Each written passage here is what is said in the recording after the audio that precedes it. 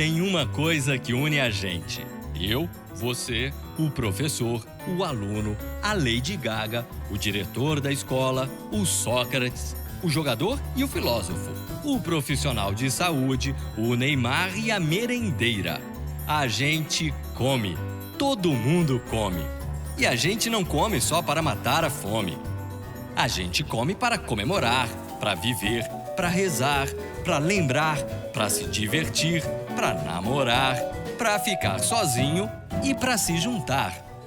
Na escola, a hora da comida junta todo mundo. É a hora que o professor Zé Carlos se junta ao Chiquinho. Apesar de o Chiquinho não gostar muito de matemática e o Zé Carlos não gostar muito de quem não gosta muito de matemática. Esses dois se gostam bastante e têm muitas coisas em comum. E uma coisa está sempre presente no cardápio. Sim, o feijão. O feijão que fez um longo caminho para chegar no garfo do Chiquinho e do Zeca. Para começo de conversa, ele saiu da panela da dona Hermíria, que é a merendeira da escola. Ela cozinha feijão desde quando sua mãe contou o segredo dessa antiga tradição. Para o feijão chegar à despensa da escola, ele e outros alimentos foram buscados por um caminhão numa cooperativa de agricultores familiares, onde o Mário, que é pai do Chiquinho, trabalha há muito tempo. Esses alimentos vêm das plantações, e a maioria dessas plantações são pequenas propriedades familiares, como a propriedade da Juliana, que dia após dia, no finalzinho da manhã, termina de trabalhar na roça e se junta aos seus colegas de associação. Eles precisam negociar o frete que leva o feijão para a cidade e encontrar soluções para pagar os empréstimos que pegaram para comprar máquinas. Sem máquinas, a colheita demora mais e a concorrência tem muita fome. Fome de lucrar o máximo possível com sua produção de soja para ração animal, para virar óleo e principalmente para exportação. E são tantas toneladas que até o Zeca perde a conta.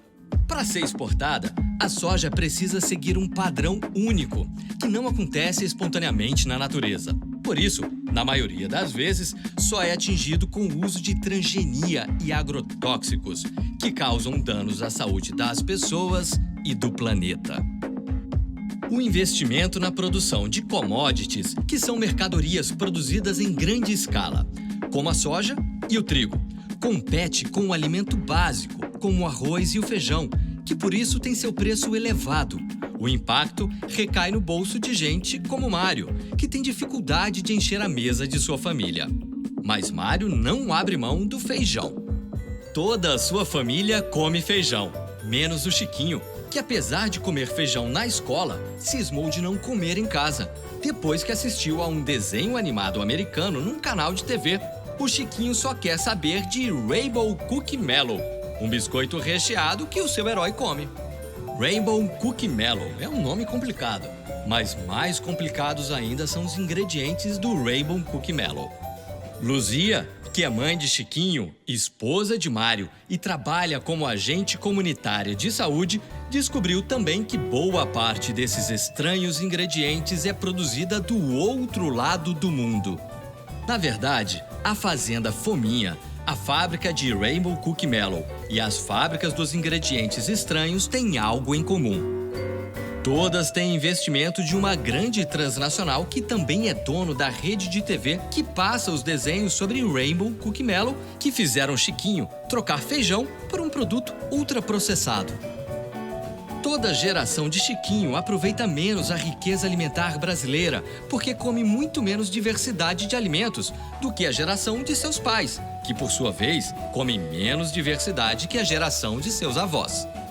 Os alimentos ultraprocessados, como o Rainbow Cookie Mellow, têm ocupado cada vez mais o lugar dos alimentos tradicionais na mesa do brasileiro. E essa mudança da alimentação levou ao aumento da obesidade, que hoje é uma epidemia nacional.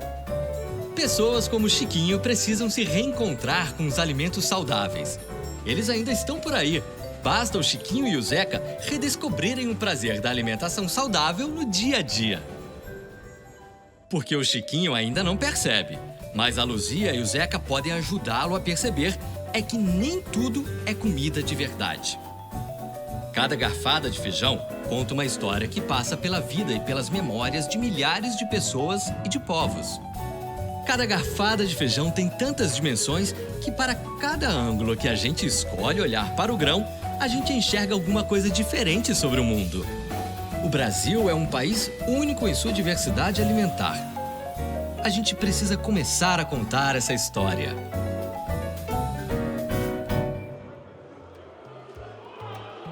A história que precisa ser contada tem o brasileiro como eu, você, o Mário, o Chiquinho, a Luzia, a Juliana, a Dona Hermília e tantos outros como protagonistas. Como protagonistas de uma grande mudança. Uma mudança que já começou e que a gente precisa ajudar a aprofundar. Uma mudança para uma visão mais abrangente da alimentação. Uma visão mais abrangente de saúde e qualidade de vida. Para criarmos cada vez mais soluções que garantam a todos uma alimentação adequada e saudável. Mas afinal, o que é uma alimentação saudável? É aquilo que mata a minha fome, não faz mal para o meu corpo e, é claro, eu posso comer junto com a minha família. Uma alimentação saudável é comer sem pressa. Alimentação saudável é ter os mais diversos tipos de alimento numa mesa e principalmente comida na mesa todos os dias. É comer alimentos nutritivos. É poder comer comida fresca. É ter variedade de alimentos. Alimentação saudável é comer uma comida de verdade. É claro que não existe uma resposta só para essa pergunta. São muitas. Comer bem não é só ingerir os nutrientes necessários. Para entender o que é comer bem, a gente precisa conhecer os alimentos que contêm e fornecem esses nutrientes. E precisa saber como são plantados e comercializados, e como são preparados, e como são combinados, e como são consumidos, e como são partilhados, e como são descartados. Bom, já deu para entender que a gente precisa falar sobre muita coisa. No dia a dia, a gente faz tudo no automático e quase não para pensar em como, porquê, onde e o que a gente come. Aqui na escola, por exemplo, a comida está por toda parte. No refeitório, na cozinha, na barraquinha do lado do portão, na banca de jornal do outro lado da rua, na van estacionada, na padaria da esquina, no cheiro que invade a sala de aula. E se a comida está tão presente, a gente precisa falar dela, porque é falando e pensando sobre ela que a gente vai começar a questionar as escolhas que a gente faz quando o assunto é alimentação saudável. E aos poucos ajudar a mudar a realidade à nossa volta. Ajudar cada Chiquinho e cada Zé Carlos a pensar 2 vezes antes de trocar um feijão por um Rainbow Cookie Mellow da vida. E foi justamente para isso que o Ministério da Saúde criou um conjunto de cadernos e vídeos que podem ajudar alunos como Chiquinho e fazer com que professores como Zé Carlos e profissionais da saúde como a Luzia abordem e ampliem a discussão sobre alimentação com a comunidade escolar e suas famílias. E isso de forma integrada ao currículo escolar e ao cotidiano da escola e da comunidade.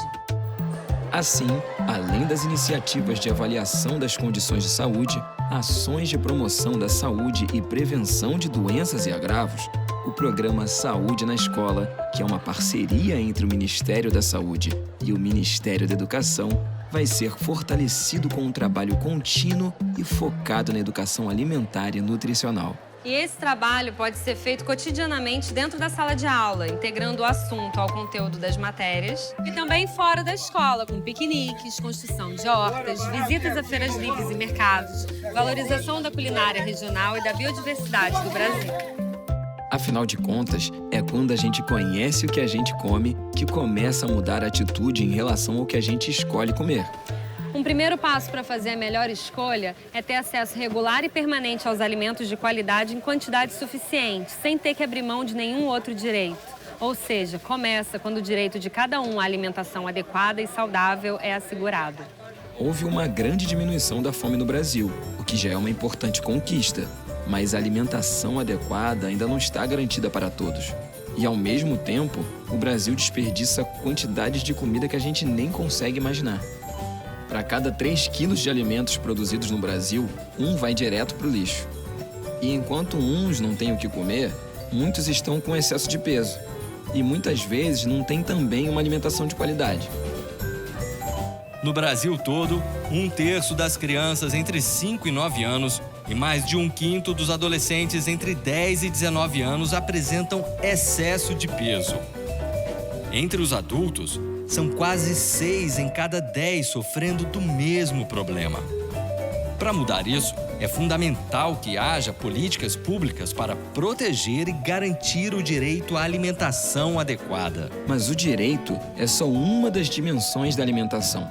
Um assunto tão complexo que a gente divide em pedaços para entender melhor. A dimensão biológica da alimentação é bem conhecida da gente.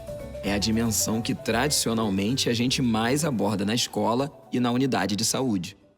A gente enxerga a alimentação pela sua dimensão biológica quando aborda a relação da comida e dos nutrientes com o corpo. Por exemplo, a Luzia sabe que se o Chiquinho comer feijão, ele vai ingerir proteínas, ferro, vitaminas, carboidratos e fibras. Um monte de nutrientes fundamentais para a nossa saúde. Mas se o feijão ficar muito tempo fora da geladeira depois de cozido, por exemplo, pode ser contaminado e deixar de fazer bem. Mas a comida não pode ser vista só como um punhado de compostos químicos agindo no corpo. Sempre que a gente come, existe um contexto social e cultural. E a gente não come só para matar a fome, a gente come para cultivar as nossas tradições. Feijoada, tutu, feijão tropeiro, acarajé, baião de dois, são só alguns dos patrimônios culturais da culinária brasileira feitos de feijão. Para Dona Hermília, feijão é ainda mais. É uma lembrança, porque comida também é memória. Memória dos almoços de domingo, da família reunida, da terra natal, de algum acontecimento importante que marcou a vida da gente. Na correria do dia a dia, é cada vez mais difícil unir a família em torno da mesa. Mas a Luzia e o Mário não abrem mão de cozinhar e comer junto. Para eles, não tem Rainbow Cookie Mellow que substitua esses momentos. Quando a gente pensa em todo o caminho que o feijão fez até chegar à casa do Mário e da Luzia, a gente acaba enxergando a alimentação também por sua dimensão econômica. Porque cada alimento precisa ser plantado, depois colhido, depois transportado, depois vendido e comprado, e só então será preparado e consumido. E cada etapa dessa está ligada à outra. Por isso a gente chama essa interação de sistema alimentar. Entender o sistema alimentar em sua complexidade ajuda a gente a entender como cada escolha que a gente faz na feira perto de casa, na mercearia ou na gôndola do supermercado impacta todo o sistema. É por isso que a escolha do que comprar é, na verdade, uma ação política. Quando a gente escolhe o tipo de alimento que vai comer, a gente escolhe e reforça também um modelo do sistema alimentar. Eu sei que esse ovo caipira foi produzido por um agricultor familiar que cuida do meio ambiente. Por isso, quando eu escolho esse ovo e não o outro, eu estou reforçando uma maneira e não outra de produção. Reforço uma forma que se preocupa com a saúde das pessoas e do planeta. As monoculturas, os latifúndios, o uso de agrotóxicos, a queima de combustível e a poluição gerada no transporte dos alimentos, a contaminação e o desperdício da água, a grande geração de lixo são alguns dos fatores que comprometem a sustentabilidade do sistema alimentar. Mas existem modelos que protegem o meio ambiente e valorizam a biodiversidade, como a agroecologia e o extrativismo, que se baseia nas dinâmicas da natureza. Assim, é possível recuperar a fertilidade do solo sem uso de agrotóxicos, desenvolvendo agroecossistemas sustentáveis. São modelos que reconhecem o papel da agricultura familiar e promovem a redução da distância entre produtores e consumidores, com a venda direta, como na feira, o varejão, a compra coletiva, desenvolvendo sistemas alimentares mais sustentáveis. Se a gente percebe que existe um circuito que leva o alimento desde a plantação até a mesa, a gente já começa a enxergar os diferentes tipos de circuito só lendo os rótulos dos produtos que a gente escolhe. As verduras dessa barraca aqui vêm direto da plantação para a feira e vão direto da feira para a mesa. Esse é um exemplo de circuito curto. Mas alimentos como o Rainbow Cookie Mellow têm circuitos muito longos, com ingredientes que saem de várias partes do mundo e são ultraprocessados até chegar às grandes cadeias de supermercado, onde a gente pode comprar. E na sua realidade, que alimentos estão disponíveis? E você, seus alunos e sua comunidade, o que vocês escolhem comer?